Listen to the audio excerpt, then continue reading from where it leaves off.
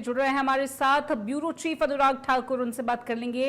अनुराग जी, जिस तरीके से यहाँ पर कहा जा रहा है कि जो पोलिंग बूथ है वहां पर सभी तैयारियां कर ली गई हैं, कल बड़ा दिन है और एक तरीके से जो है यहाँ पर जितने लोग वोटिंग राइट का इस्तेमाल करने आएंगे उसके लिए सुविधाओं की भी बात कही जा रही है। कैसे देख रहे हैं सभी तैयारियों को और कैसे देख रहे हैं पूरे वोटिंग प्रोसेस को?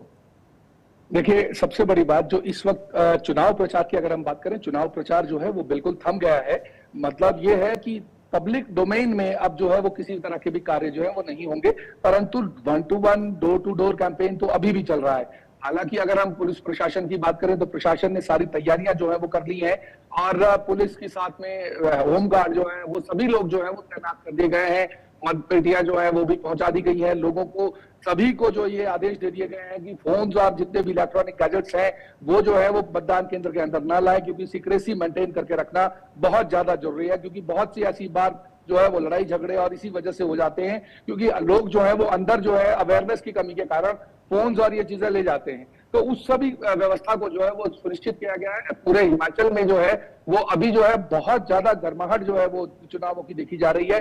भले ही 4 नगर निगम है, परंतु इसको जो है वो हिमाचल के आने वाले समय में जो 2027 में विधानसभा इलेक्शन होने हैं उनका जो है वो सेमीफाइनल माना जा रहा है। इसलिए इस चुनाव को जो है वो बहुत ज्यादा तवज्जो जो है वो भले बीजेपी है चाहे कांग्रेस है, दोनों पार्टियां जो है बहुत दिल से जो है वो ग्राउंड पे काम कर रही है। और स्थितियां जो है वो इस वक्त ऐसी हैं कि लोग जो है बड़े एग्रेसिव मोड में इस बार जो है चुनाव के लिए तैयार खड़े हैं। और ऐसा लग रहा है, जो पूरे हिमाचल की बात करें तो ऐसा लग रहा है कि इस बार जो पोलिंग का आंकड़ा है वो भी बढ़ेगा।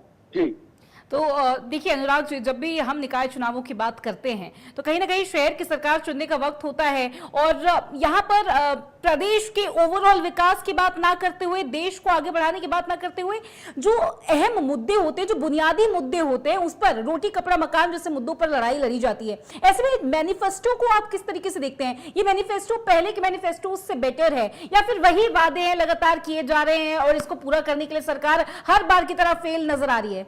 और जनता का मूड क्या नजर आ रहा है आपको ग्राउंड पे?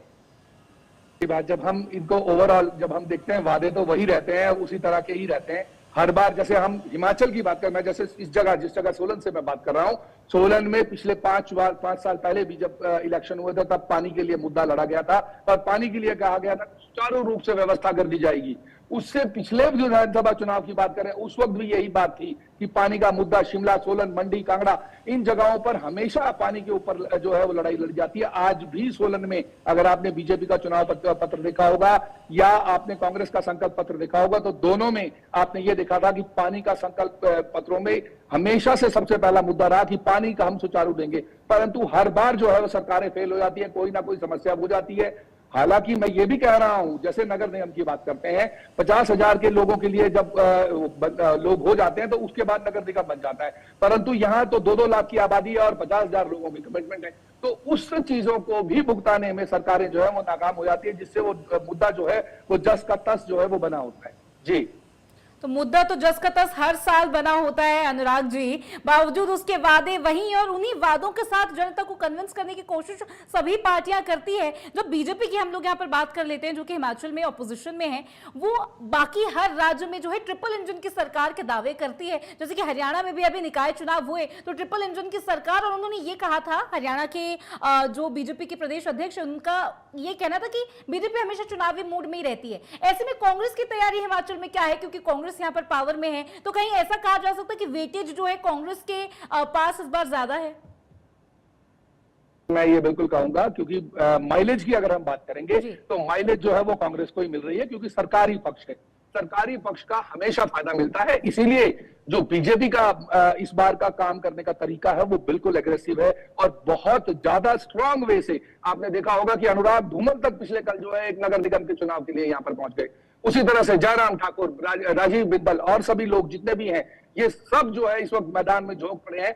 सुरेश कश्यप, सारे पार्षद से लेकर एक आला जो एलओपी तक है, सब के सब मैदान में इस वक्त आपको दिख रहे हैं। जबकि चुनाव जो है वो केवल 4 में है और पंचायती राज के चुनाव है वो एक सबसे छोटी इकाई होती है जो चुनावों की होती है, जहां पर लोगों को अपना हार्डकोर ग्रुप बनाने की जरूरत पड़ती है। तो बीजेपी ने इस बार जो है वो बहुत ज्यादा जो है वो ग्राउंड स्तर पर काम किया है।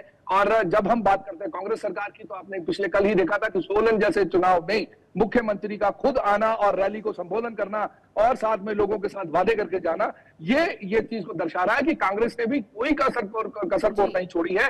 पूरी तरह से उन्होंने जो है वो झोंक रखा है अपने आप को।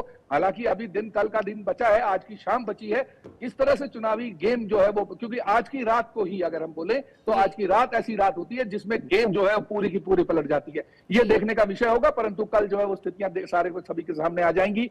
बाकी चुनाव किस तरह का रंग लाता है वो देखने वाली बात। जी, प्रचार खत्म हो चुके हैं, प्रसार खत्म हो चुके हैं, अब जनता की बारी है। ठीक है अनुराग जी, बहुत शुक्रिया आपका तमाम जानकारी और इस पूरी बातचीत के लिए। तो देखिए दर्शकों, यहाँ पर अब क्योंकि प्रचार प्रसार खत्म हो चुका है, अब जनता की बारी है, वोटिंग यहाँ पर होने जा रही है। और ये इसलिए भी बहुत अहम क्योंकि जो बुनियादी मुद्दे होते हैं, रोटी कपड़ा मकान जैसे पानी के मुद्दे, इन चीज़ों पर जो है ये लड़ाई लड़ी जाती है। जैसा कि हमारे ब्यूरो चीफ ने भी कहा कि इस बार ये जो इलेक्शन है इसका माइलेज, इसकी जो वेटेज है वो कांग्रेस के पक्ष में ज़्यादा देखने को मिल रही है। ऐसे में आपको कुछ डिटेल्स बता देते हैं। ये जो आने वाले विधानसभा चुनाव हैं, इससे पहले इन 51 नगर निकायों की जनता शहर की सरकार चुनने वाली है, यानी कि शहर की सरकार चुनने का ये वक्त है। कुल 3,60,859 मतदाताओं के लिए 589 मतदान केंद्र भी बनाए गए हैं। 449 वार्ड्स के लिए 1,147 उम्मीदवारों की किस्मत का फैसला होने वाला है।